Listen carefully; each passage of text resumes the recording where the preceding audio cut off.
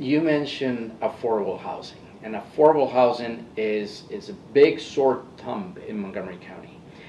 Germantown has the land and maybe a price point that would be more affordable than the southern part of the county. But then we have the problem of transportation. How do you see reconciling affordable housing with the price points and other initiatives to bring more housing to Montgomery County? Yeah, that's a really good question. And I think housing is probably the most complex issue that we face. It's basic economics 101. We have a housing shortage. We know we have a housing shortage. So we have to add units at every price point. So, and we have to look at that in conjunction with the transportation. That's why we're in the mess we're in right now. When Clarksburg popped up 10 years ago, 20 years ago, Clarksburg didn't exist. And now we have 30,000 people there with no jobs and no transportation. So we can't do that. We have to stop the building houses where there is no transit options. So the general plan right now going through the county council is Thrive 2050, and that the whole focus of Thrive 2050 is to increase the number of jobs, the number of houses in Montgomery County. So I think I think we need to do that.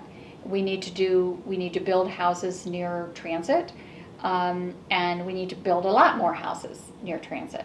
And that's scary because it's going to change the nature of some areas, but it makes sense to link density with transit. We need to respect existing communities. We need to listen to people who've been here for generations and make sure that we're respectful of their neighborhoods.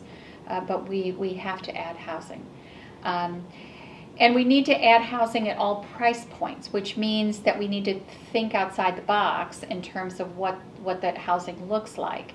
And for instance, apartments, there aren't 3 or 4 bedroom apartments. So families can't live in apartments. Apartments are cheaper, condos are cheaper than a single family home or a townhome. So we have to think about what types of homes we're going to be building. So we just need to shake it all up, and we have to have a wider variety of the types of homes and a wider variety of price points for homes. We need to look at home ownership and how we can get people in homes. I know that the council right now is looking at tax credits for police officers to help property tax credits, so that lowers your mortgage, your monthly mortgage payment because of the property taxes. So we have to try all kinds of things to increase housing, because if we don't increase housing, it's just going to get worse.